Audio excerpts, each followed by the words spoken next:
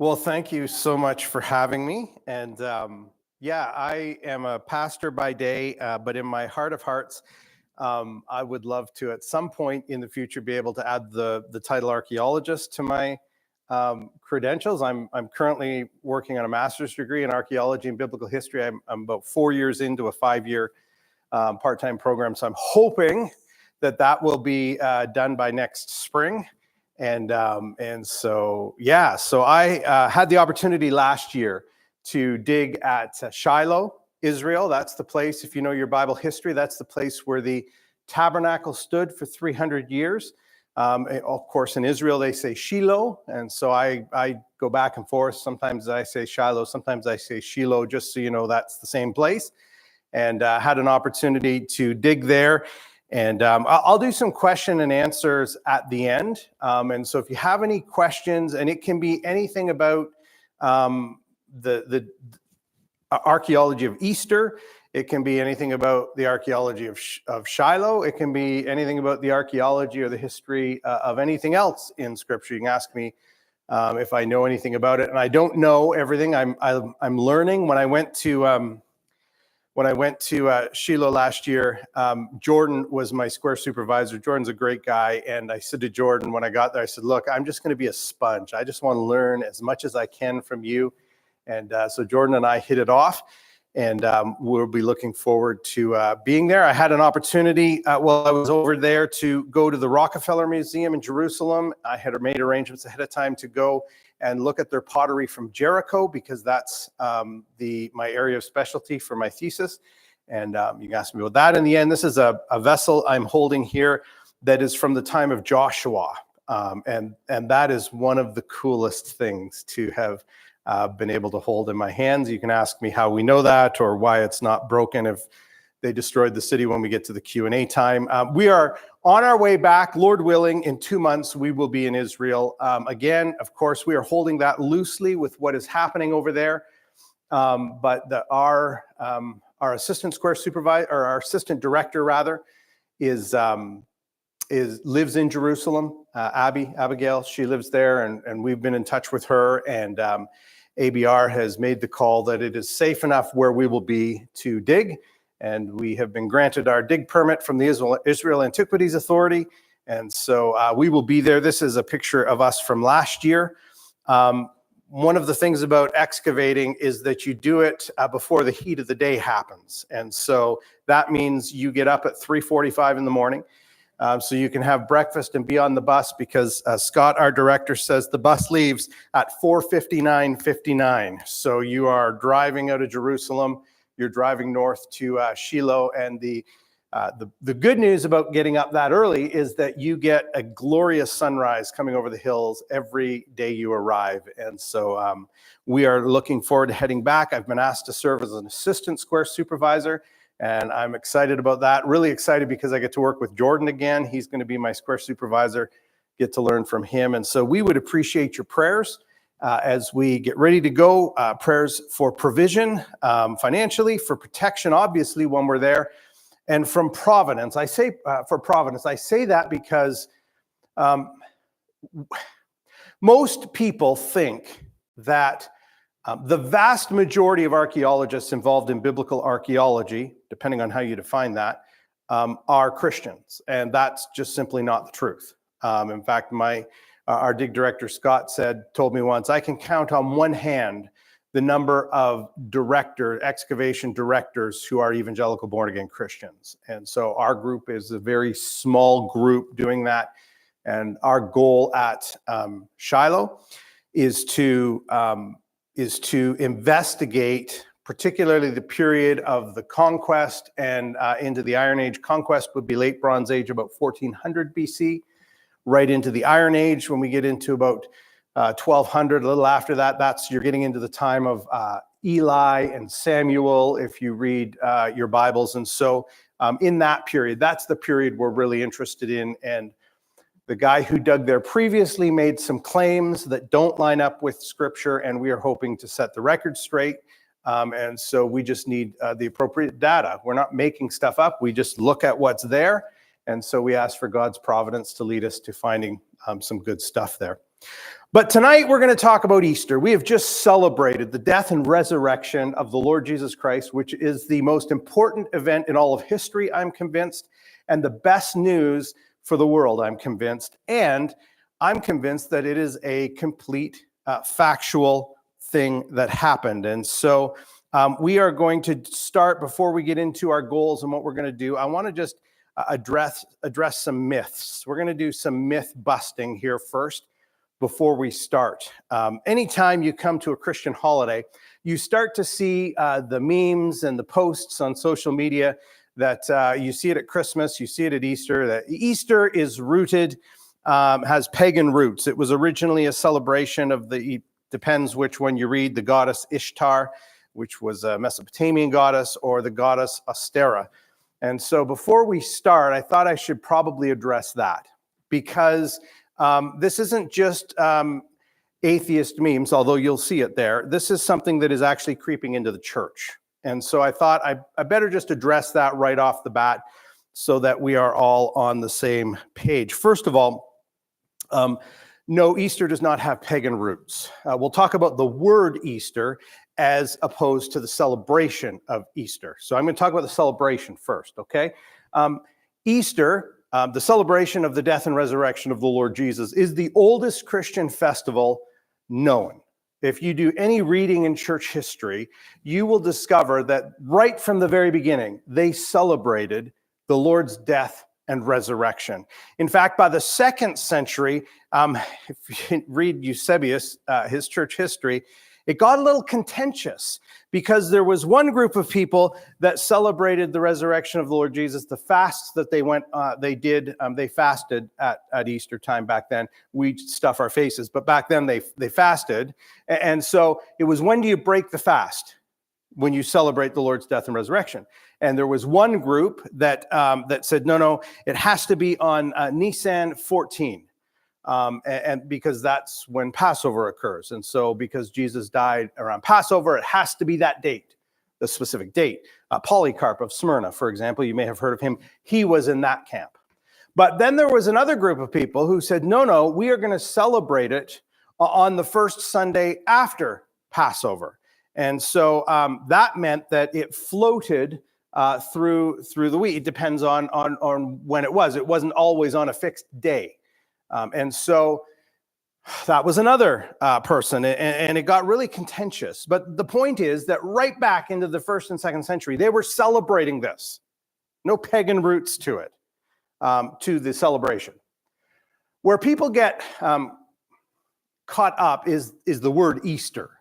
So first of all, it's only those of us who speak Germanic languages like English that use the word Easter. Most other languages use some other either a form of Passover, like Pascha, or they'll use a translation of a word for great day or great night. So it's only one group of languages that do that. So people have said the word has pagan roots. And so I just want to assure you that that's almost certainly not the case. First of all, there is absolutely, this is how much? 0. And I'm not exaggerating. There's literally 0 evidence to associate the word Easter with Ishtar. 0. It's not even up for debate. There is one reference in the Middle Ages to some supposed goddess named Ostera that some people point to say, see, that's where Easter came from. The word, not the celebrations. Am I making that clear? The word, not the celebration. The problem is, we know that's the only reference to Ostera in all of history. We don't know anything about it. It's kind of cryptic. And I don't think it's actually the best explanation for where the word Easter comes from. The word Easter comes from a number of different words have been suggested. One is from the word Oster, which means east. But I think the best explanation is that it comes from the word for resurrection. 19th century scholar and linguistics expert Christian Cruz, I think, offered the most logical explanation. He said this: our word Easter is of Saxon origin and is precisely the same import with its German cognate Ostern. The latter is derived from the old Teutonic form of Offestern, meaning resurrection. So what I'm saying is that the word Easter probably doesn't even have pagan roots. It probably has Christian roots, meaning resurrection. So here's what I'm asking. I think, first of all, I think if you're getting your history from social media, you probably should get out more. But secondly, I think I hold those of us in a church to a higher standard when it comes to this. And I do not think that we should be peddling misinformation, even if it is well-intentioned. And I assume it is well-intentioned. Who wants to worship something that comes from a pagan goddess? Nobody does. But that's not where it came from. And so I just want to clear that up before we begin. You can ask me questions about that later as we go. So here's what we're going to do tonight. We're going to review the accounts of the death and the resurrection of our Lord Jesus Christ. And we're going to use both the Bible and archaeology. Now, I'm not equating the two. The Bible clearly comes first. It always supersedes the archaeology. But it's always interesting to see how the archaeology affirms what Scripture says. And I'm hoping to demonstrate to you the historical reliability of the Easter story in the accounts of the Gospels, which were eyewitnesses. By the way, I'm going to use the word Easter, and even though there's some, debate about where it came from, here's why. When I walk in downtown Richards Landing, do you know what they call the celebration that we Christians celebrated last weekend? Easter. So if I'm going to talk to the people in my own culture about it, I'll use the word that they use to communicate it, and I'm not going to get my knickers in a knot over a word, especially when we use words all the time. Where does Thursday come from? Thor's Day.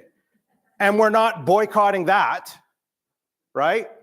Where does January come from? From a Roman god. Where does March come from? From a Roman god. So we use these words all the time, and we don't think anything of them. And I don't think we need to get all worried about where it comes from. So I'll use the word Easter. I'll use the word death and resurrection of the Lord Jesus, and I'll use them interchangeably. I just want to be upfront with everybody about that.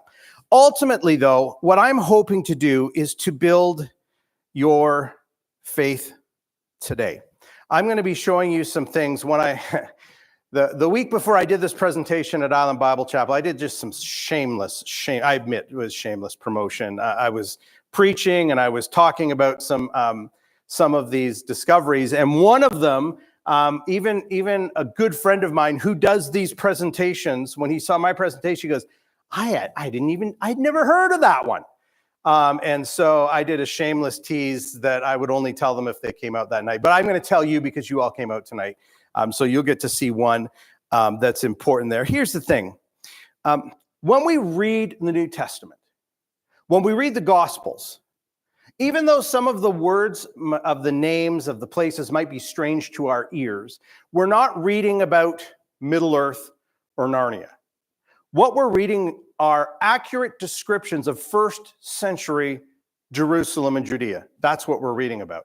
And we know that because we can compare the New Testament to historical writings, other historical writings from the first century, and we can compare it to archaeology, and they line up. And so I think that that's really important. The people and places and events that are described, again, line up with what we know from the first century in that time.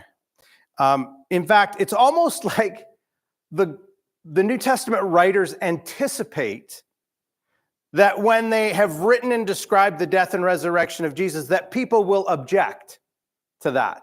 Consider, the Apostle John began 1 John this way: that which was from the beginning, which we have heard, which we have seen with our eyes, and which we have looked upon and have touched with our hands, this we proclaim concerning the word of life. Now, what you may not be aware of is that what John is doing is actually appealing to what was considered legal evidence, what was accepted as legal evidence under the Roman judicial system in the first century. Things you hear, things you see, things that you can touch. That was accepted as legal evidence in the first century. And so if you don't know that historical background, you might just think this is flowery, poetic stuff that John is saying, but John's not. John is laying out a case that could be proved in a court of law in the first century. That's what he's declaring. Peter said this, "We did not follow cleverly devised myths when we made known to you the power and coming of our Lord Jesus, but were eyewitnesses of his majesty." And so I hope that this evening, rather, as we look at these 10 people, places, artifacts, that your faith will be encouraged, that you will, I hope to convince you that the New Testament description is historically reliable. For some of you who may have doubts, I want to convince you of that. For some of you who come in, you're like, no, I don't know, Bible says it's good enough for me. Great. I hope to give you maybe some information that you can use when you talk to someone who has doubts about the credibility of it. So that's my goal here tonight. So we're going to start on the night that Jesus was betrayed. We're told in Matthew 26:36, Jesus went with them to a place called Gethsemane, and he said to his disciples, "Sit here while I go over there and pray." Now, there is on the Mount of Olives today a beautiful olive grove called the Garden of Gethsemane. That's not the term the Bible actually uses. Nowhere does the Bible say the Garden of Gethsemane. It does say that there was a grove there, sometimes translated garden, an olive grove, which would make sense because does anyone know what Gethsemane means? Anyone? It means the place of the olive press. And usually they had an olive press near an olive grove. So it all kind of makes sense when you understand that. This is a picture of Gethsemane, the Garden of Gethsemane that many tourists go to, who go to Israel, go to see today. The other picture is one I took when I was there last May. A beautiful place, and just serene and contemplative. When you're there with several hundred other people who are trying to be serene and contemplative too in this particular place, it's just beautiful. Old olive trees, some of which stretch back not quite 2,000 years, but almost maybe, or at least are the forerunners. If you've ever seen them, one of the olive trees there was really neat because you could see this old dying olive tree, but this new one coming right up out of the middle. And so that's quite how a new shoot coming out. And so some of these olive trees may be the descendants of olive trees that were there when Jesus was in this particular area. Now, I don't know if it was exactly this garden, but in this general area, there are olive trees all over that part of the Garden of Gethsemane. And I think that's very interesting. But when we went over there, there was a place I wanted to see, and this is the place not many people know about. There's the Garden of Gethsemane, but there's also the Cave of Gethsemane. Now, I'm not making this up. Literally, right across the road from the Garden of Gethsemane is a cave, and when they excavated the cave, they found olive presses in the cave. And so, why would this be important? Well, first of all, because Gethsemane means the place of the olive press. We find a place with an olive press there. We're told it was on the Mount of Olives. John tells us it was cold that night, John 18:18. So it makes sense to me that they would be finding shelter in the warmth of a cave on a cold night, which might explain why one of the reasons the disciples slumbered so much when they were there. But here's the kicker to me. The kicker to me is John 18:4. It says Jesus, this is talking about when Judas comes to betray Jesus, comes to kiss him. It says this, Jesus, knowing that all that was going to happen to him, went out and asked them, "Who is it you want?" Did you catch it? There was something in the garden that Jesus went out of. What was in the garden that Jesus went out of? Makes sense to me that it would be a cave. We've got Gethsemane, meaning the place of the olive press. We've got olive presses right here. We've got Jesus going out of something. In fact, Jesus may have been in the general area of the Garden of Gethsemane because we're told that when he came back to check on his disciples, he would then go, you remember how far away? A stone's throw away, we're told in the Gospels. Well, literally, I could throw a stone and would have hit someone right across the road. That's how close this particular spot is. Does that mean this was the spot? I think this is a very good candidate for the spot. We won't know 100% for sure, but I find it interesting The Bible talks about Jesus going to a place called Gethsemane that was on the Mount of Olives. And when we go to the Mount of Olives, we have an olive grove and a cave of an olive press. That's what Gethsemane means. At the very least, what this means is that we have something that is being accurately described that is authentic to the first century culture. The next thing is the Caiaphas ossuary. Before we get there, let me just explain what an ossuary is. And this may seem a little gross to people. In our culture, when someone dies, most often they're put in a casket and we bury them in the ground, sometimes cremated. But in the first century, in the Jewish culture, what they would do is they would take and they would bury them in a tomb. They would prepare the body with a linen shroud and with ointments or perfumes, and they would lay the body out on a stone burial bed. Show you a picture of a first century tomb a little bit later. And they would let the body decompose for a year. It's kind of gross. And then they would go back after a year. And they would gather up the bones, because that's all that would be left. They gather up the bones, and they would put them in these limestone bone boxes. They're about this big, by this big, by this big. When I was in the Rockefeller Museum, they took us to the basement, which houses one of the storehouses for the Israel Antiquities Authority. And walking down this long, long hall, down one whole side of it, there were just shelf after shelf after shelf of ossuary after ossuary after ossuary. So I'll use the word ossuary, I'll use the word bone box, but that's what it is. Does that make sense? And oftentimes inscribed on the end of the bone box or the ossuary would be the name of the person inside. Well, we're told in the Gospel of Matthew that when they seized Jesus from the Garden of Gethsemane, they took him to Caiaphas, the high priest, where the scribes and the elders had gathered.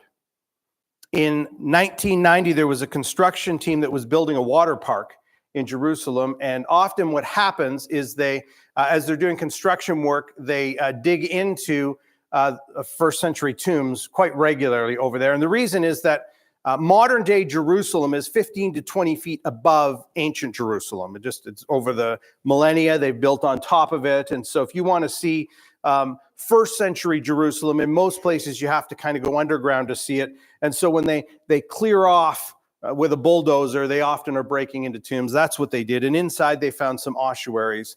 And on one of the ossuaries, scratched on the side, was the word Joseph, son of Caiaphas. Now that's important because Josephus, the ancient historian, tells us that the high priest at the time of Jesus' death was named Joseph Caiaphas. And oftentimes people would be named the same thing throughout multiple generations in their family. And it appears that Caiaphas, while his given name was Joseph, went by the family clan name Caiaphas, in much the same way that the Herods went by the name Herod, even though we might refer to Archelaus, Herod Archelaus, or Antipas, Herod Antipas, or Agrippa, Herod Agrippa. They often just went by King Herod. They went by the clan name. And so that's what we have here. Here's the thing. Most scholars now accept that this is the bone box of Caiaphas, the high priest, Joseph Caiaphas. But what is more was inside that bone box, there were the bones of several individuals, because they would use the bone box over and over again. And inside were the bones of a 60-year-old man, who many scholars believe those were the earthly physical remains of Caiaphas. If that is the case, and I think it is, you have the physical remains of somebody mentioned in the Bible. That's incredibly detailed and incredibly important. By the way, almost all other ossuaries are not this ornate. This was for someone very important and very rich, and Caiaphas was both, and it all lines up. Well, from Caiaphas, they took Jesus to Pontius Pilate. They bound him and led him away, delivered him over to Pilate the governor. Pilate said to them, "Then what shall I do with Jesus, who is called Christ?" And they said, "Let him be crucified." And so Pilate condemns Jesus to be crucified. Well, we know Pilate from history. Lots of ancient writers talk about Pilate. Josephus talks about Pilate. You want to read a good description of Pilate, you go to Philo, the ancient Jewish writer Philo from the first century. He does not have very nice things to say about Pilate. You will get a very blunt description of Pilate. So we know Pilate the governor from literary sources. But in 1961, they were excavating the theater at Caesarea Maritima. That's Caesarea on the sea. There were a whole bunch of cities in the first century named Caesarea. Another one in the Bible you may know of is Caesarea Philippi.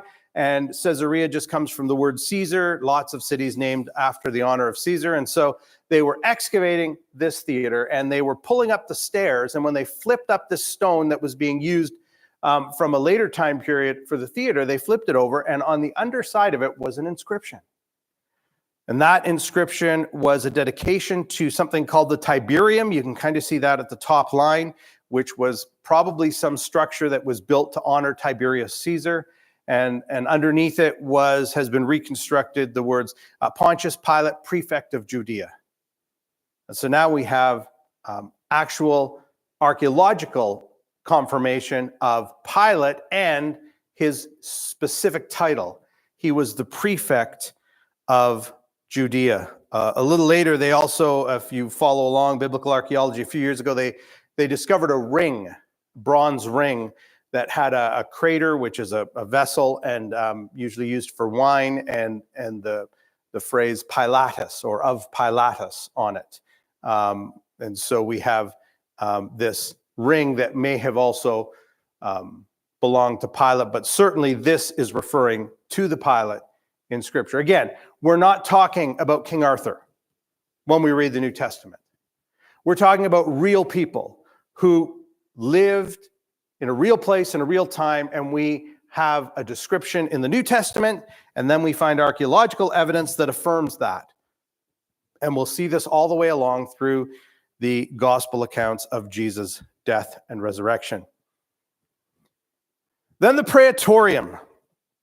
We're told that Jesus was taken from the house of Caiaphas to the governor's headquarters, literally the Praetorium or the palace of the Roman governor.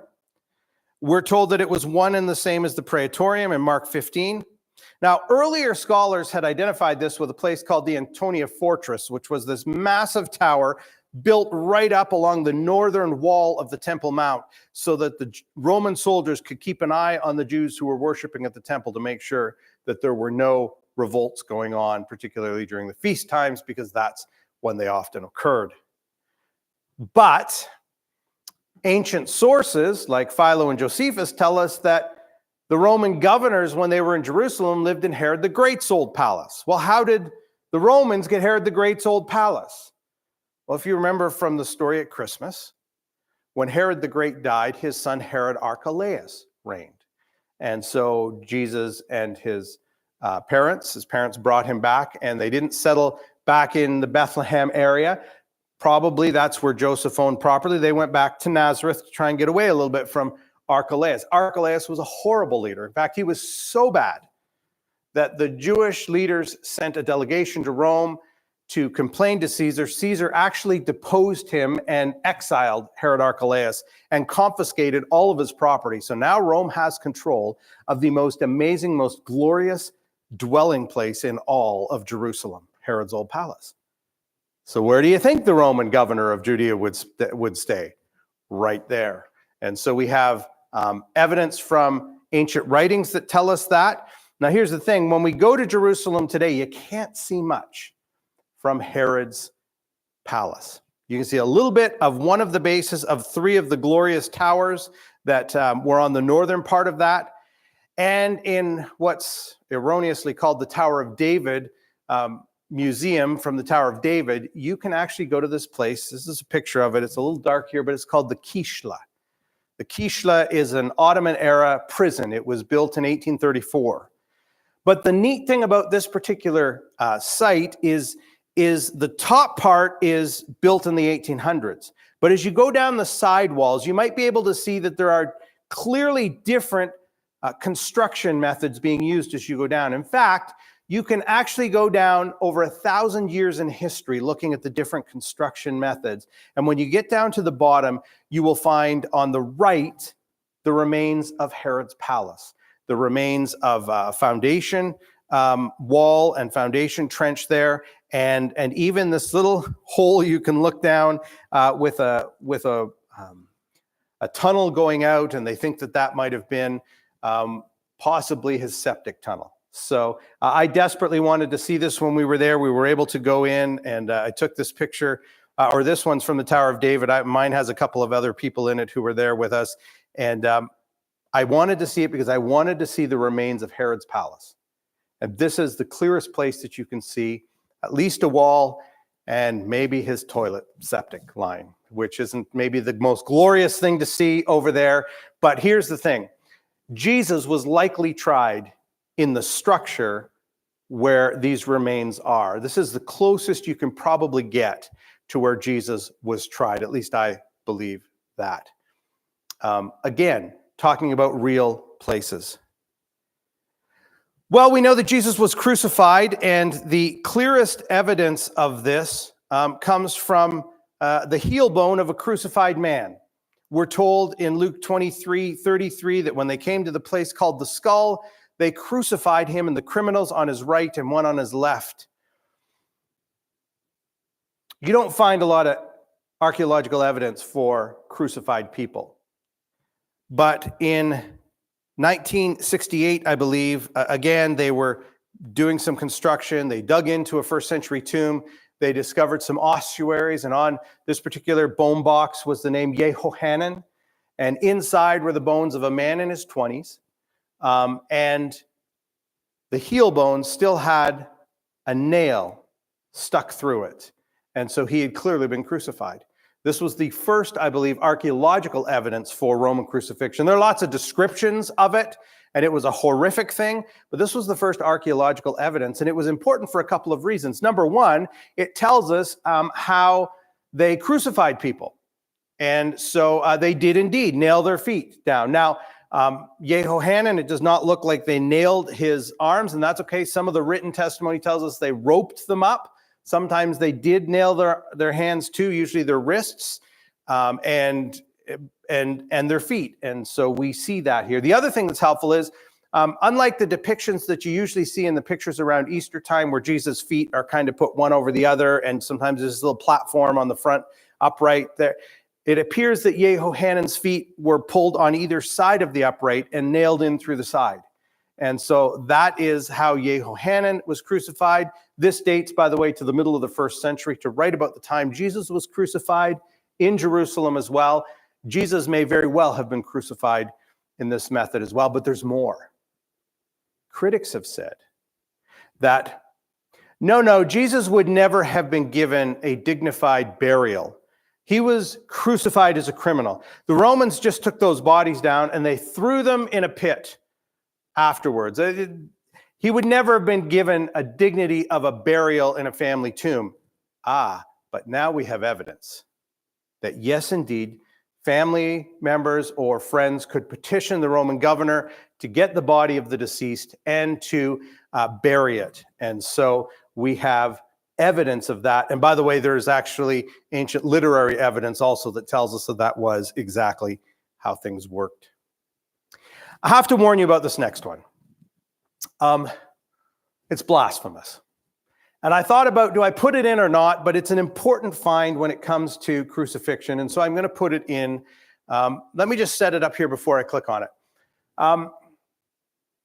Graffiti today. If you drive around Sault Ste. Marie, I'm sure nobody does this in Thessalon, but in the Sioux, they probably do. You drive around Sault Ste. Marie and people spray paint on the underpasses and the sides of the wall. You see the graffiti like that. Well, in the ancient world, they didn't do that. What they did is they scratched things in to the plaster.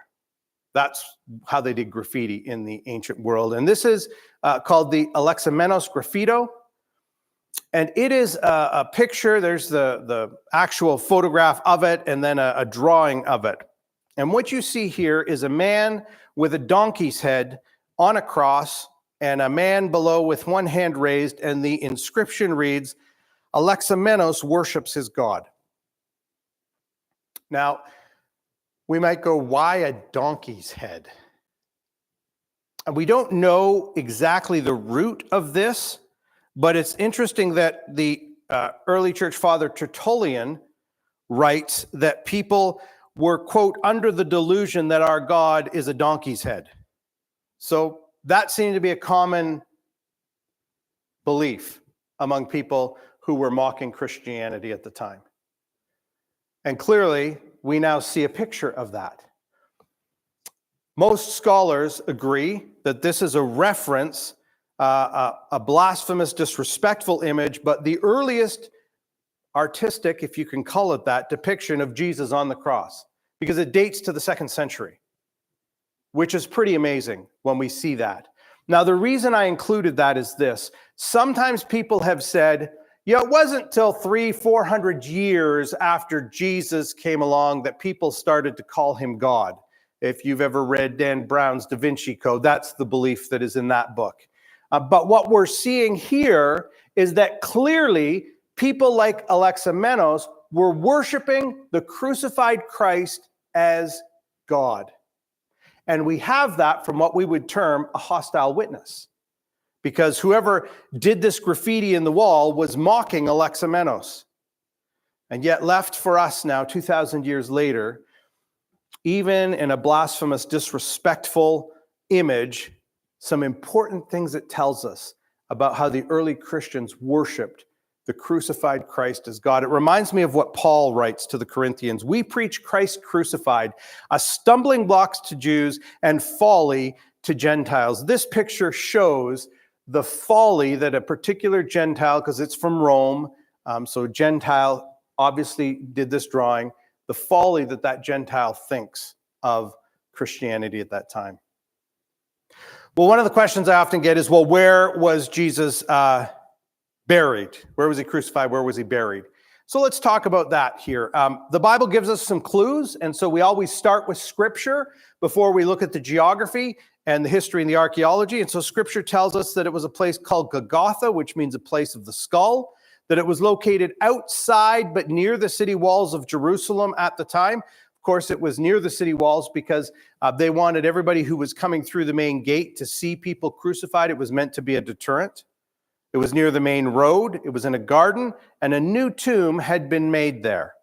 So that gives us some clues, and this is an image from the ESV Study Bible. Crossway's given me permission to use it to show what it may have looked like based on what we know from some of the geography and the history of that time.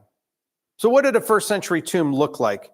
We're told that Joseph took the body and wrapped it in a clean linen shroud and laid it in his own new tomb, which he had cut in the rock, and he rolled a great stone to the entrance of the tomb, and he went away. Now these are two pictures of two first century tombs. Now I want to be clear about two things. Number one, those are two different tombs. One's an outside image, one's an inside image, but they're two different tombs. Secondly, these are not the tombs of Jesus, just to be clear. The first tomb is on the way to Megiddo, and it's just a beautiful, beautiful, probably one of the best preserved rolling stone first century tombs. One of the best examples that we have. And we're told in Scripture that Jesus was in a rolling stone tomb. And that's important because the vast majority of tombs from the first century were stone square plug tombs. It was just a square piece of stone that they flopped in front. We sometimes read it and we're so used to seeing images like this, we think, oh, that's how they all buried, were in these tombs. No, not so. No, only the rich had tombs like this.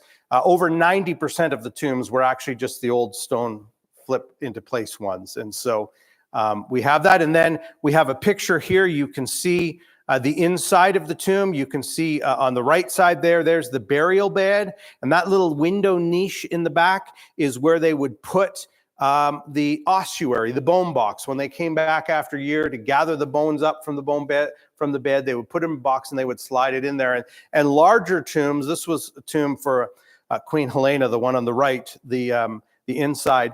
Larger tombs, family tombs, would often have multiple, sometimes a couple of beds, and usually multiple little niches in the wall for multiple ossuaries, multiple bone boxes that they would stick in there. So do we know where the tomb of Jesus is?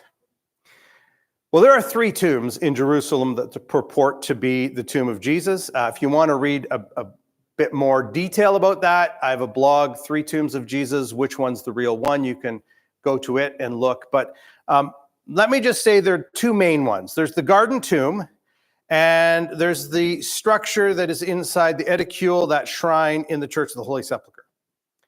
When we went to Jerusalem, the first day we arrived in Israel last year, we landed at the hotel and did a little search and found out that the Garden Tomb was a 5-minute walk from our hotel. So my wife really wanted to go. Me, I'll admit, not so much, but I was willing to go. And I'm glad we did.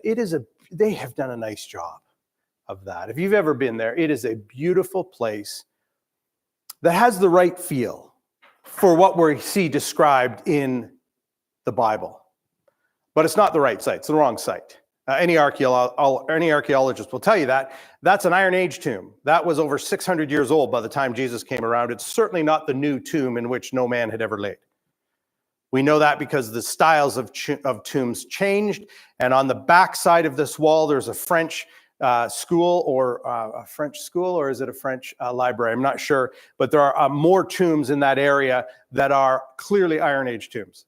So the Garden Tomb is the right feel, but the wrong site. Which brings us to the one on the other side.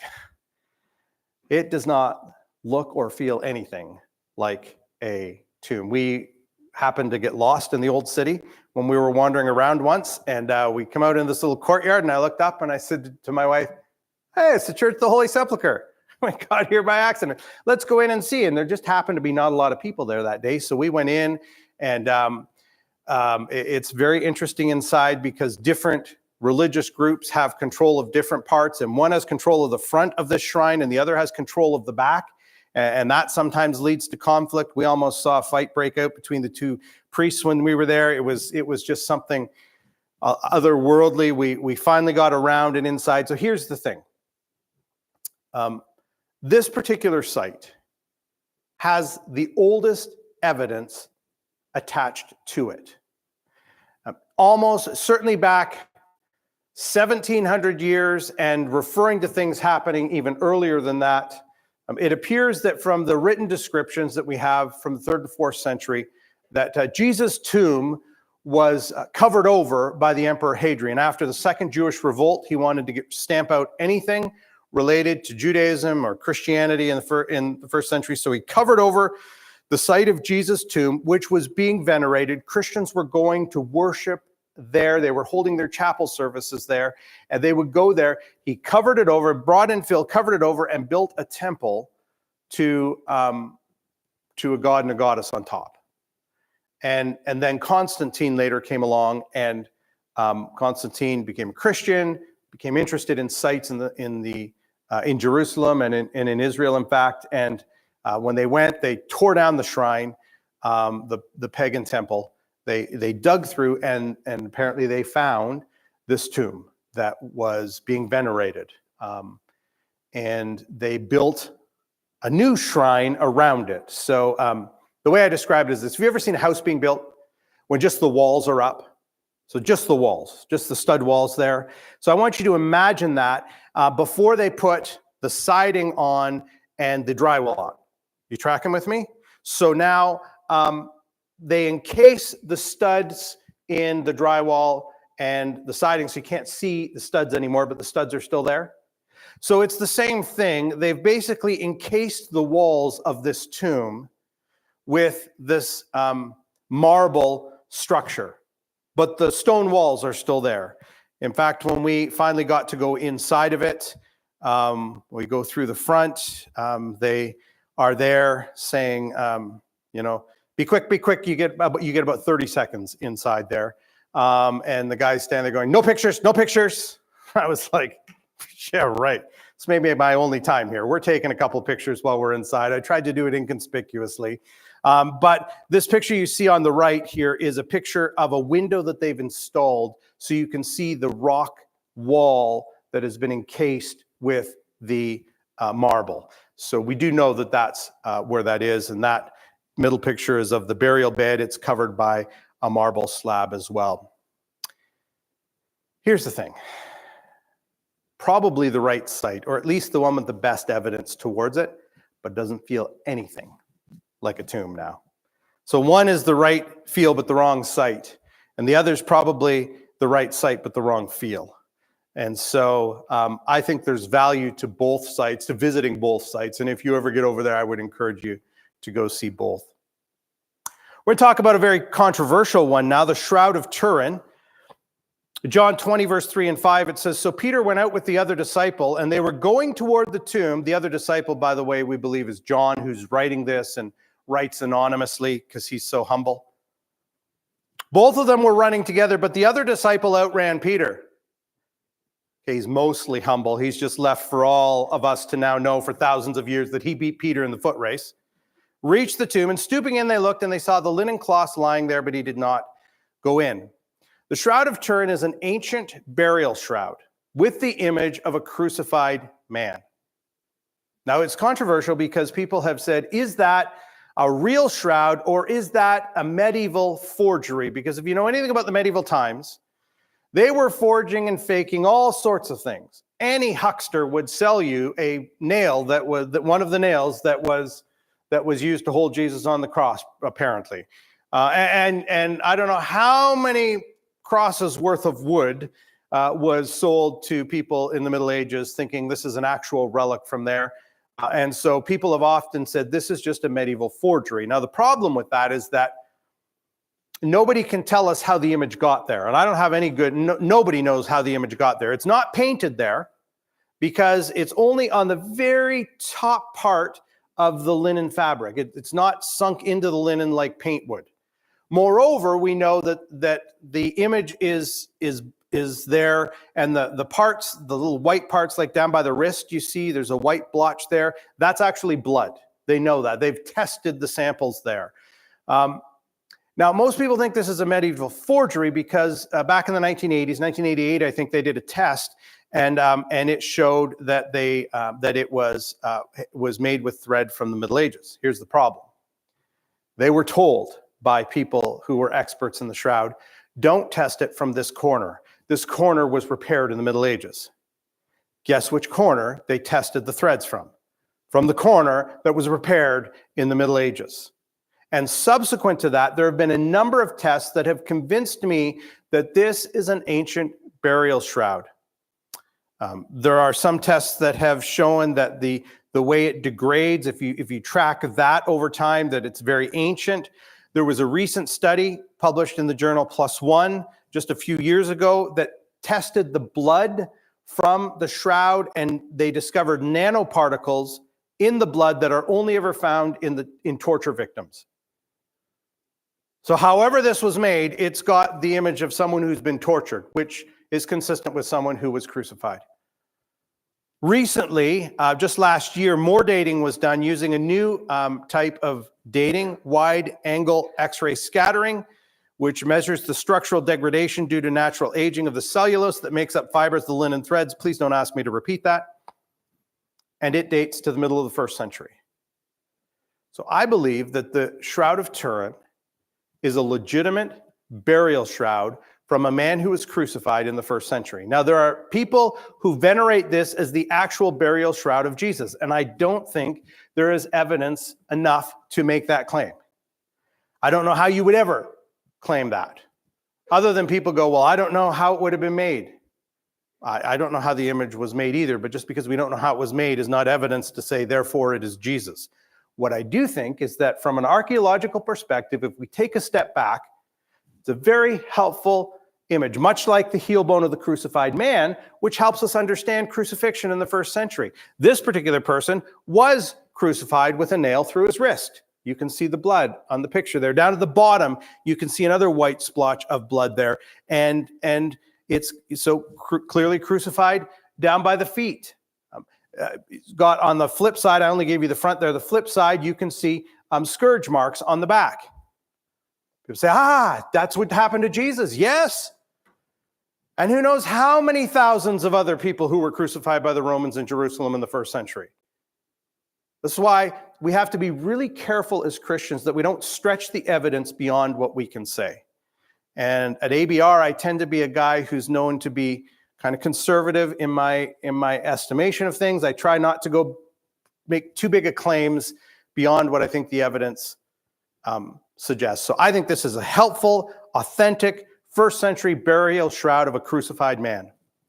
And it helps us to understand, and it is consistent with what we read in the Bible about Jesus' crucifixion, and it's helpful in that way. All right, 2 more. You with me? Here we go. 2 more. Arguably the two most important, even though this list has been more chronologically, these are probably the two most important. The Nazareth inscription is, to me, one of the most important pieces of evidence. It is a stone slab that has an edict from Caesar. It's an imperial edict. It purports to come from Nazareth. The only thing we have from it is the written receipt to the person who bought it, a Frenchman who bought it. It said this came from Nazareth. That's all we have from it, hence the name of the Nazareth inscription. But we know that it's an authentic edict from Caesar. It's been dated to about the middle of the 1st century, about 41, probably the time of Claudius. And it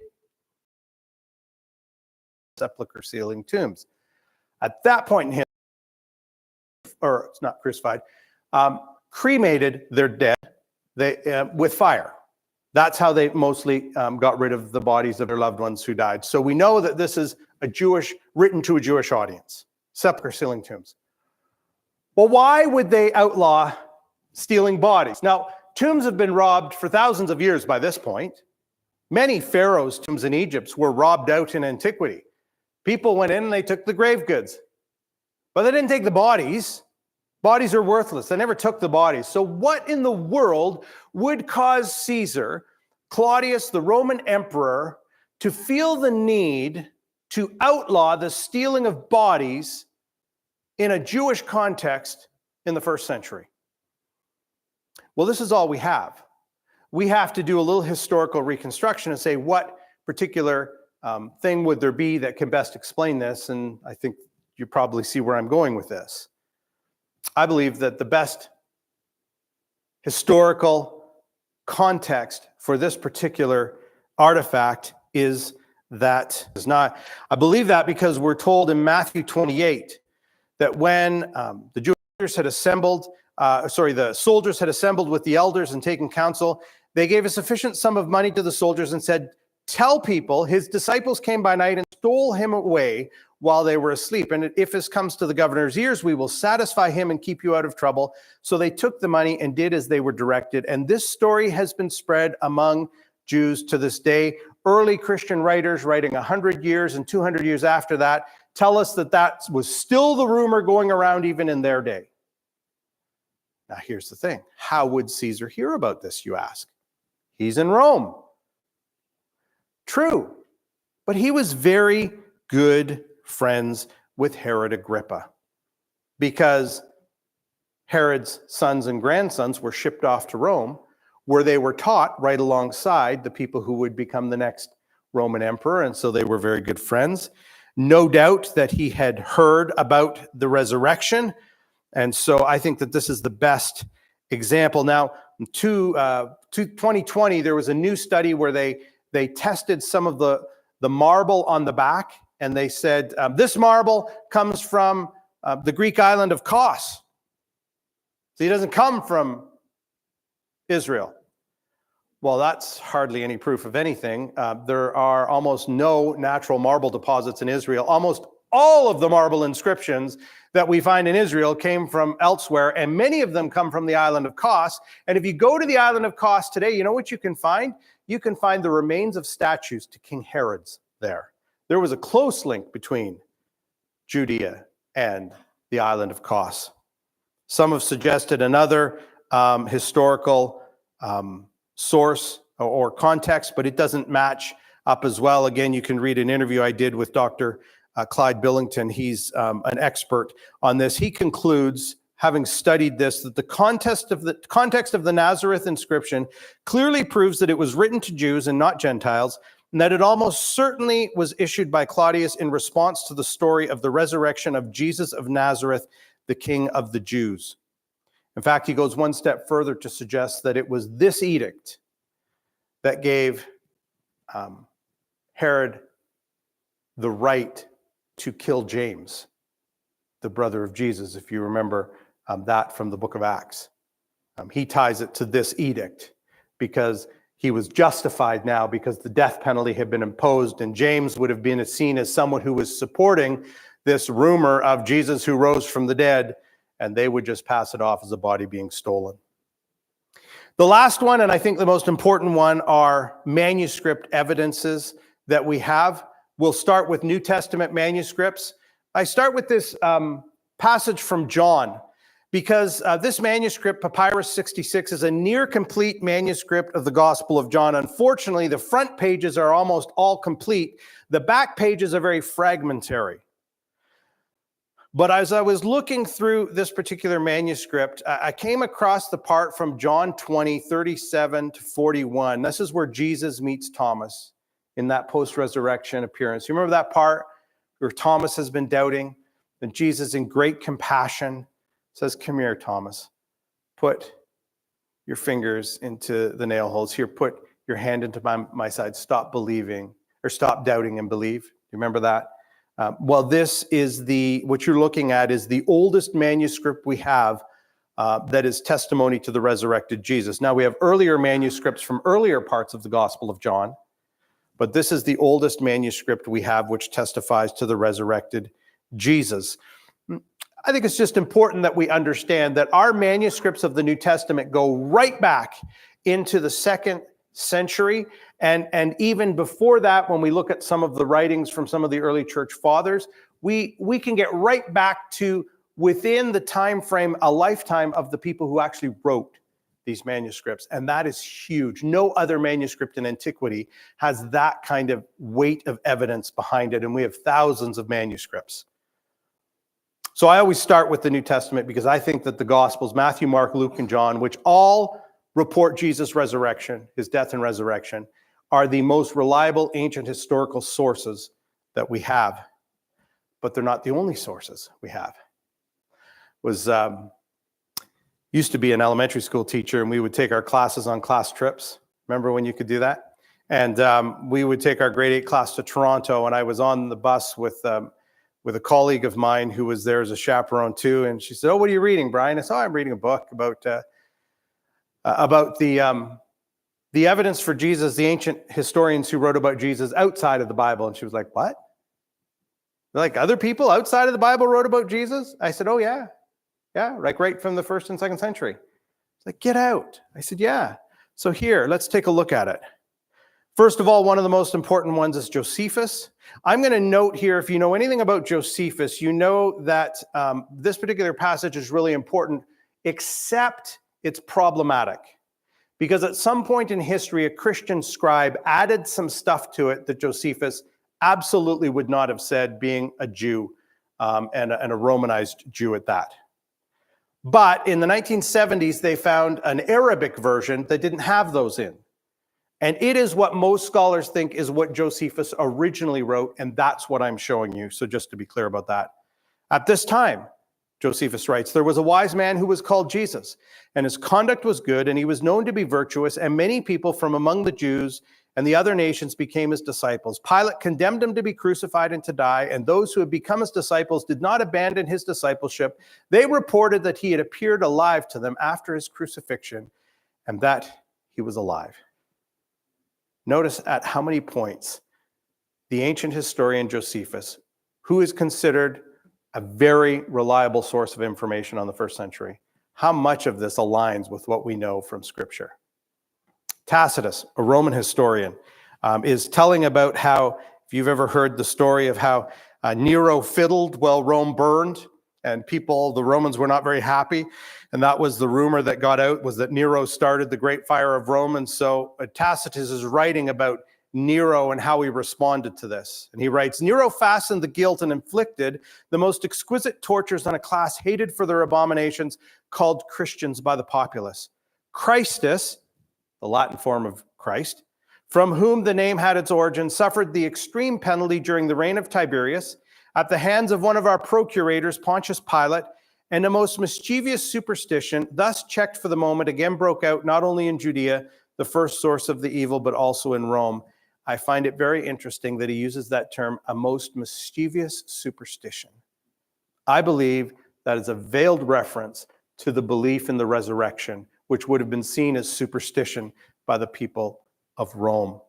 Here's the thing I want to point out. We have the New Testament documents. We have documents outside of the New Testament, and they align with what they tell us about the death and the resurrection of Jesus. So why does this matter? It matters because understanding the historical reliability of the Bible can build your faith.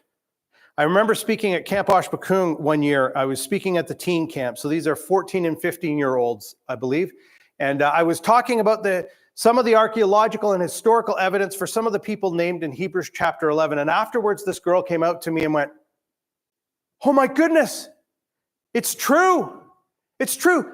Those stories I hear in Sunday school, they actually happened. Those people were real." And I said to her, "Yes." And in my mind, I'm thinking, "Oh my goodness, I know you. I know the church you go to. I know you go to Sunday school every Sunday. I know you go to Awana every week. I know you come to Camp Oshpakung every summer, and you're harboring these secret doubts that any of this is actually real." There's a biblical principle in Luke. At the beginning of Luke, he says, "Many have undertaken to draw up an account of the things that have been fulfilled among us, just as they were handed down to us by those who were from the first eyewitnesses and servants of the word. Therefore, since I myself have carefully investigated everything from the beginning, it seemed good also to me to write an orderly account for you, most excellent Theophilus." Get this, "so that you may know the certainty of the things you have been taught."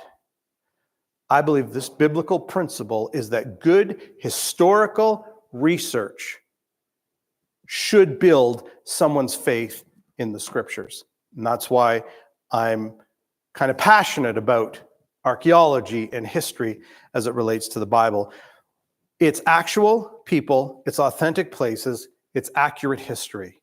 When we're reading, that's what we're reading about. If this interests you, there are a couple of websites that I would recommend. I'm going to just shamelessly promote them, and I'm involved with both, so I just be upfront with that. ABR, the Associates for Biblical Research, they're the ones that lead the dig at Shiloh. I'm a staff researcher and writer with them, and I do a weekly update called Breaking News, and so you can find that on their website, BibleArchaeology.org. I also run my own website, BibleArchaeologyReport.com. And I do an original blog once a month. And at the end of every month, I do a second blog where I summarize the top 3 finds of the month. So that's the end of my presentation. I just figured I'd open it up for question and answers. If anyone has any questions about this or any other piece of biblical history or Shiloh or anything I said. Any questions? Yeah. Are there any early church fathers, such as Ignatius or others, that spoke to, they were apologists, some of them? Yeah. Is there any sources where they spoke to the resurrection? Yeah. In fact, I have a blog on my website called The Top 10 Historical References to Jesus Outside of the Bible.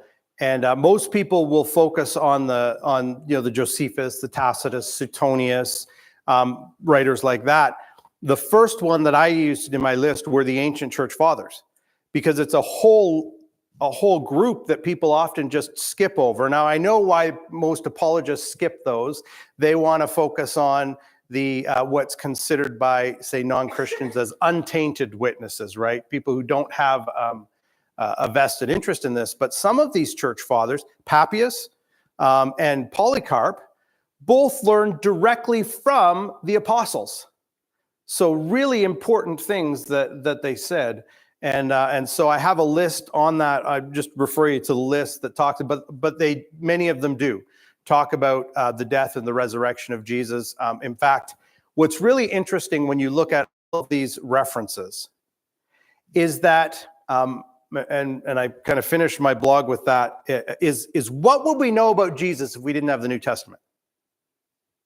And when you start making a list of all the things from the church fathers to the ancient secular historians, it's shocking the portrait of Jesus you get, because it lines right up with what we see in the New Testament.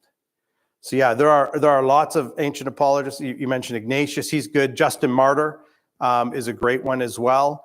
Papias, we only have fragments of him in other sources. If you want to read a great book on church history that quotes from many of these sources, I recommend Eusebius's Church History. And if some of the Some of the older versions are kind of older English. Paul Meyer is a historian who actually has an abridged version that I have, and it's fantastic because it focuses on kind of the main parts of the church history and the parts that directly relate to New Testament happenings. And so it's a great source as well that I'd recommend. So, yeah. Brian, you mentioned earlier that the Jews to this day don't accept any of this type of teaching. They still think of it as superstition. So it depends. I don't want to broad base. So what I was saying was that the Romans of Jesus' day would have seen this as superstition, that's consistent. Tacitus's comment of a most mischievous superstition is consistent with what a Roman in the 2nd century, I think he was writing around 116 or something, would have thought. The reality is that many Jews in Israel are how would I say this? Many Jews in Israel are secular Jews. They would identify as Jews on the basis of their ethnicity more than the Jewish religion. There are clearly very Orthodox Jewish people who have beliefs. It's very similar to our culture, right? There are lots of people who don't have any religious beliefs, and there are lots of people who do have religious beliefs. Jewish people today, if you're a secular Jew, you probably don't know much about Jesus. Which may sound strange if you've ever been raised in the church, but I remember, maybe this will give you some perspective. When I was teaching grade 7, I would do this study using the Chronicles of Narnia, The Lion, the Witch, and the Wardrobe. I was a Christian teacher, slipping in that way, and so we'd be talking there, and I remember asking my class once, as it was a public hand, so I said, "Oh, who?" "Well, Aslan reminds me of Jesus." I said, "Oh, really? How is that?" And so he said, "Oh, well, Jesus died and rose again. Aslan died and rose again." And this girl sitting right in the row behind him, she went, "What? Somebody died and came back to life?" And he turned around and said, "What? You've never heard of Jesus?" And she said, "No." And he goes, "Yeah, Easter?" She's like, "The Easter bunny?" "No, Easter's about..." And he just went on and told her the whole story of Jesus, life, death, and resurrection. What could I do as a teacher? We were wanting our kids to respond to literature, and that's what he was doing. So I just let him go ahead and do that. But I was shocked. Here's a girl, 13 years old, sitting in my class in Northern Ontario, never heard of Jesus, ever. And so it can be strange if we've been raised in the church to think that there are people like that. But in a secular world, there just are. Orthodox Jews would believe Jesus was a teacher, a rabbi in the 1st century, just like hundreds of other rabbis in the 1st century. That's the traditional Judaic understanding of it. So the leaders over there today are not particularly Orthodox? I don't know the religious persuasion of people like Benjamin Netanyahu or anything like that. I don't know, so I can't really answer that. Isn't there a group of people that are called Messianic? Yeah, so there are Messianic Jews, not only in Israel, but around the world. So these are people who have come to accept Jesus as the Messiah. And that's the big difference. Jews who know about Jesus will accept Jesus as a rabbi, but he's not the Messiah. Jews who have come to follow Jesus, who are Christians, will often use the term they're Messianic Jews because they want people to know of their Jewish heritage, which they feel is very important, and it is. And they want to make sure that they are communicating often to their Jewish brothers and sisters who are not Christians that they believe Jesus is the Messiah. So yes, there are, and there are Jewish people like that all around the world. Do you ever work with Jewish archaeologists, or is there? Oh, many. Some of the greatest archaeologists in Israel are Jews. On my blog, I interviewed Aaron Mayer, who is the archaeologist who led the dig at Gath, ancient Gath. Tel Safi is its modern name, a Philistine city. Aaron is a very knowledgeable person, not a believer, but a very knowledgeable person. In my class, he just died this past year. And I got to have a lecture from him as part of my course a couple of years ago, which was really kind of special. So yeah, lots of Israeli archaeologists, and some who are even working in New Testament contexts, although a lot of them are working in contexts. And so here's the thing. We would look at archaeology, and we are often accused of having an ulterior motive to our archaeology, and we do. Don't hide it. Our mission statement with ABR is that ABR exists to demonstrate the historical reliability of the Bible through archaeology and biblical research. We're not hiding anything. That's who we are. That doesn't make us bad archaeologists. And I have been, when I was over at Shiloh, we were looking for something. We really wanted to find something, and it wasn't there. Just wasn't there. And Scott came by. What do you do in that situation? You want to find this, but it's not there? Scott said, just be patient. Work the process. We'll just keep working, see what we learn. Maybe this is what we thought. Maybe it's not what we thought. But we've got to work the process, and we've got to just keep digging, and we've got to document everything. And so we obviously have a motivation for why we do what we do. Some Israeli archaeologists may have a similar motivation to show the Jewish roots to the land of Israel. Others are just, they love history. They're learning about history in much the same way I love history of the War of 1812 because I live on St. Joseph Island, and that's where the first attack of the War of 1812 was launched from, was from Fort St. Joseph. I don't really have any ties to the British or to the American. I just love history. And so many Jewish archaeologists would fit into that camp too.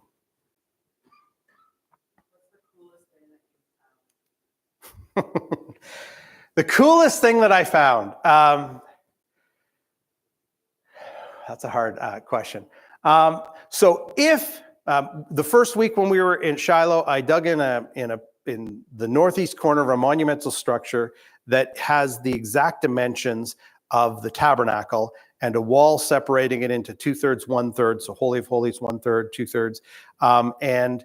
And so we were digging in that particular area, but we're digging at the Roman level. And it appears that the Romans built their wall for their structure right on top of the wall of the Iron Age structure. And if that's the case, that Iron Age structure may actually be the base of the tabernacle, because when we read the Bible, we read that while the tabernacle was a tent while they wandered, once they got to Shiloh, it seems to have some permanence to it.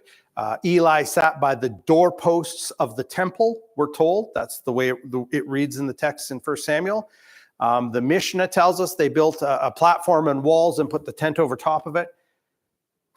We don't have quite enough evidence to make a declaration like that yet, but if that comes out, then I'll have dug in the northeast corner of the tabernacle. That's kind of cool. And I was there when they found a socket stone by the entrance. When I was there, I read from the story of Hannah praying for a child. And I had paced out where I thought the entrance would be, right about the middle. We were on this side, and the group on this side, the second week when we moved to a different site, found a socket stone, which, again, Roman level, but maybe the socket stone from the actual structure from the Iron Age if they reused it. The socket stone is a big round stone with a hole in it that the log post would go in, and they would attach the door to it, and it would pivot in there. So it's like a hinge. So that's what they found. It was the second week we were digging in an area that was from the late Bronze Age, so about 1400 BC, and we were there, not there 10 minutes, and the girl who's digging right on the other side of this maybe 1 meter, not quite 1 meter wall, she screams, "Oh my goodness!" And I jumped back because we were finding scorpions there. And so when she screamed, I kind of jumped back a little bit. She goes, "A scarab." So if you know what an Egyptian scarab is, it's a small amulet. This was a little wee, probably the size maybe of my thumb. And it was white, and it was beautiful, pristine. We're not quite sure a little bit about it yet. We just, but the coolest thing was, that was 10 minutes into the first day at this site. And then that afternoon, our metal detectorist came by. Irene, who was digging across from me, she'd gone off to another place. So I'm standing there. Ellen is standing across from me. I clear all my tools out from where I'm digging, and she starts doing the beep, beep, beep, beep, beep, beep, beep. So she gets her little one out, beep, beep, beep, beep, beep, beep. She finally pushes it off, and then she looks up at me, and I look up at her, and our eyes are both really big. And I said, "Is that gold?" And she said, "Yes, it is." And so it was a golden amulet. It's about maybe this big. It was the shape of a spoon with a clasp on it. And so many archaeologists, Scott told us, after many dig directors have dug for 30 years in the Holy Land, never found anything gold. And here on our first day, right there, I kind of wish Ellen had not come for another half hour, because I probably would have found it, but I was glad to be right there when she found it. So here's why that's cool. If you read about the Exodus, one of those little verses you tend to skip over was that when they left, the Israelite women asked the Egyptian women for their gold and silver jewelry, and so they plundered the Egyptians. And I was teaching on this last summer, and I came across that verse, and I was like, I wonder what kind of jewelry Egyptian women wore about 1400 BC. So I started doing a little search, and here's what Egyptian women wore. I'm not kidding. They wore these called broad necklaces, so strings and strings and strings of necklaces, and hanging off each string of necklace were these little gold and sometimes stone amulets. And so I messaged Jordan, my buddy Jordan, who's our square supervisor. I was like, "Jordan, do you think this could be like a piece of gold?" Obviously, we would have to have the gold in an area like the Sudan. Their sources, then that would give us more evidence in all kinds of area. And so, yeah, so everything that you do in an organization called Kamat, and so that all the stuff to a container that all of the stuff in our dig goes into.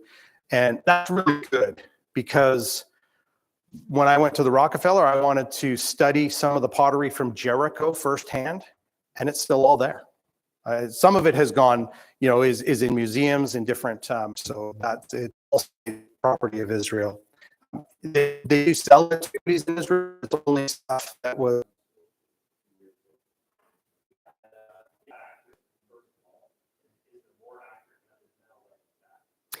There are some really cool methods coming out. One of them is archaeomagnetism. So the magnetic field of the earth fluctuates, and when something is burned, either a piece of pottery in a kiln or a fire that destroys something, because they destroy a city, they burn it, it kind of locks in the magnetic field signature. And with stuff that they know from different times, they've been able to track the fluctuation. And so now they've got this all plotted. So that's a cutting edge thing right now that's very cutting edge. Carbon testing is still done. So basically our view at ABR is that carbon testing is accurate to about 2000 BC. Beyond that, it gets very inaccurate. So people who use carbon dating for deep time creation type stuff, not accurate. But from about 2000 on, maybe 1800 on, BC on, it's fairly accurate, so we use it. But we don't just use it on its own, because if you've ever seen carbon dating, it's usually like plus or minus 85 years. And so you've got a fairly large window. It kind of helps you a little bit, but not bring it down. The main way that we date things is with the pottery. It's called ceramic typology. And so the way I describe it is, when I was younger, we would drive by some of these old cars, and my dad grew up right behind a car lot, and he would look at it and he would go, "Oh, that's a 1957 Chevy, blah, blah, blah, blah, blah," and he would tell me about it. And another, "Oh, that's a 58. He would tell me all about it. He could tell just because they changed the design, right? And so the same thing with pottery. They changed the design through periods of time. My wife, one of the coolest things she found when she goes over with me to Israel, she found a piece of pottery. It was about this big, and it had 2 lines on it and a little squiggle in the middle. And that's important because 2 lines that are vertical with a squiggle down the middle is classic late Bronze Age design. They didn't use design very much in the Middle Bronze Age, and when they did, it was usually horizontal, and then it became vertical in the Late Bronze Age, and they didn't use it very much in the Iron Age. So you kind of can limit yourself with decorations, with forms. So that's the primary way that we know. And then construction levels are another way that we do. We try to triangulate the dating to kind of use multiple methods, but I don't think we've done any archaeomagnetic stuff yet at our site. But it's some exciting things happening. We're still kind of waiting to see how that all plays out, how accurate it really is, but it's looking very promising. Yeah. How deep? It's a good question. So if you were to look at the front, I have some pictures on my website. I did a blog when I got back from Shiloh called 3 Things at Shiloh That Samuel Likely Saw. And one of them is the main gate. And we've dug down about 3 meters in the years we've been there. So we've removed about 3 meters worth of stuff. When we removed the walls, so when you do an excavation, you're in basically 4 foot by 4 foot squares, and you've got these 4 meter by 4 meter squares. You got these 1 meter walls called bulks. So when we were digging about this high, and we took them right down to ground level when we were there. So that's if you can get down a good meter. Now we were only digging like the bulks, not the full 4 meter by 4 meter. That takes longer, and that depends what you find. Yeah. So you basically I've often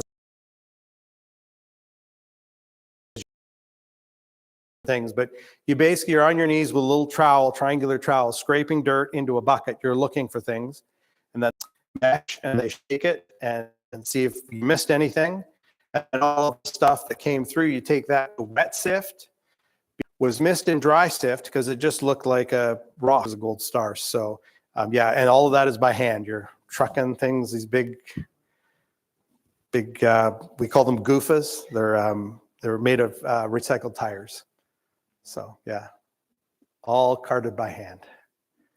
And you want to be careful where you dump it, because there are a couple things we had to move the dump pile from a couple years ago, because now it looks like we got to dig under where we dumped the dump pile. And so now we're moving earth twice. So we're trying to be careful with what we do there. Yeah.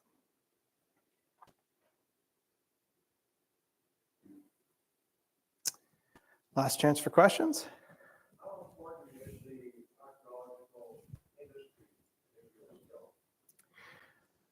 How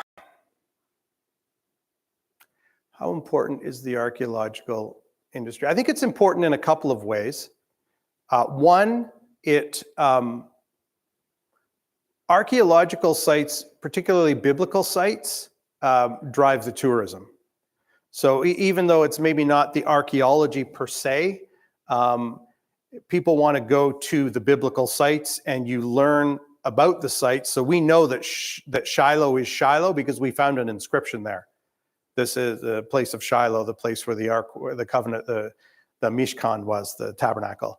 So archaeology helps us confirm sites, and people want to come to biblical sites, so it's important that way. I would argue that it's really important, and we're seeing this with what plays out right now, and I try to stay out of the whole politics of things. But what I have said is that it's clear to me when we are digging up artifacts that are 3,000 years old. Some of them, I think the oldest inscriptions in Hebrew are about 2,700 years old. And we're pulling up these inscriptions that are Hebrew. It's showing that Israel is indigenous to the land of Israel, as the Bible would indicate. So I think it's important that way too. And I always think it's important that people understand their own history. So I think it's important from that regard. For the same reason, I think would love to see another dig go on down at Fort St. Joseph. Selfishly, because I'd love to be part of it. But I also think it's important for us to understand our own history and where we came from. And I think it's important for them there too. So I would say those 3 ways are how they're important. You mentioned Josephus. Yes. I read, well, maybe I'm wrong, that the Jews do not trust him that much since he switched sides during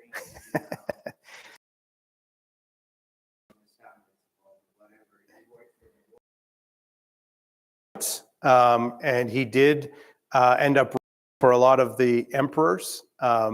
That's why people say that no less than 5 Roman emperors heard about Jesus. Is because of Josephus. He was writing for the Roman emperors. He was a Jew who switched side to the Romans.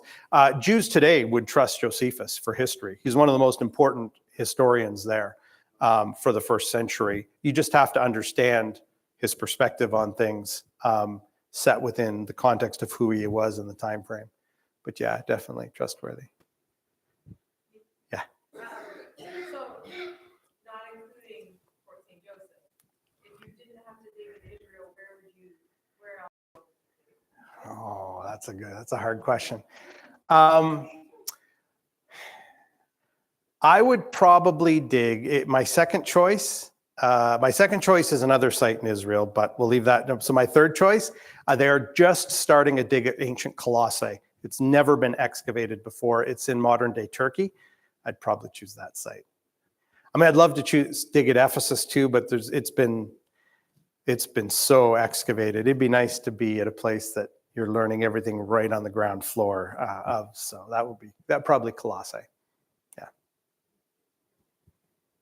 Yeah. Other questions? Well, I will stick around afterwards and feel free to come ask me any questions you have. Pottery here, the Roman era, it is from Shiloh. So Shiloh was inhabited later on in the time of Jesus too, and that's what this pottery is from. You are free to take it. It's completely legal. I didn't smuggle it or anything, and so you can it's all legal. You can feel free to come take it. My little display of other pottery for sale. It's just by donation only, whatever you want to give a bowl there. And if you'd like to be part of ABR's newsletter, you can sign up for that. So I'll stick around the front if you want to chat, and thank you so much. Were those probably from like an offering to pottery? Is that why they're so much pottery? No, so much pottery because that's what everything was made out of pottery back then. And so you literally, when you walk around Shiloh, you just look down, you're crunching on pottery everywhere. It's thousands of years worth of pottery just piled up. And this pottery comes from our dig squares, from where we were digging in the Roman context, because some of the teams, like we were the first year, we were just starting a square. You're digging in the Roman context. Some of them have dug down. They're at the Iron Age context. Not from offering. These are just. Depends how big your team is. About eight people on a team, and usually 2 are at the dry sift, 1 at the wet sift. So there may be 5 of us plus a couple of our square supervisor there. We would have probably dug down in the 1 square. We probably got down 2 feet in a week. And then, but it always depends what you find, right? Like if you find nothing, you can just go like nothing, but you don't find anything. But as soon as you find a wall, then you got to stop, then you got to go slower because you got to find out, is it really a wall or just a row of rocks? And the saying is 1 course of rocks does not a wall make. So you want to get down to find out if there's a second course underneath. And so it just slows you down when you find stuff like that. So it kind of depends on the area. We've dug down, I think, 3 meters through the first 4 years. You have to get a permit for every year, and Yes. how long is the permit for every year? You apply for the dates that you want to dig, and you do have, nobody digs in Israel without a permit. And so you get a permit from the Israel Antiquities Authority. And so we do, and they apply for the dates. And then when your excavation is complete, you're supposed to publish your findings within 5 years. And very few people do that.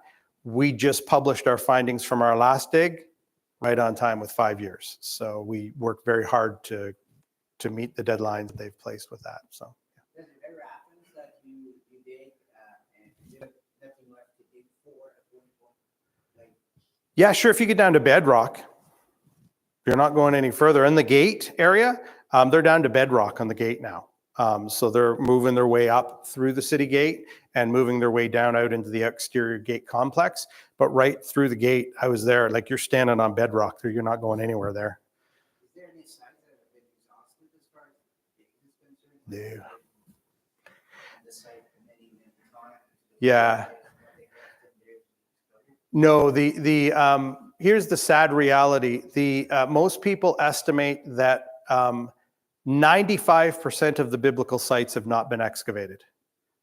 Only about 5% of the sites have been excavated. And of those that have been excavated, only a portion of the site has been excavated. Like Ephesus, one of the most excavated sites in antiquity, I think they're at 20% of the ancient city has been excavated. And of the excavation, only a fraction of that is published. So there is so much stuff to discover still. So Is there places that you can't go aside from? places you can't go? You cannot go? Yeah, I mean, there are places in the West Bank you probably can't go because they're being Palestinian-held territories, unless like Jericho is Palestinian city, but they've turned that into a tourist area, so you can go see the old city. But yeah, I'm going to let people go if they want to go, and I'll stay up here. Come, feel free to answer any question or ask me any questions you want.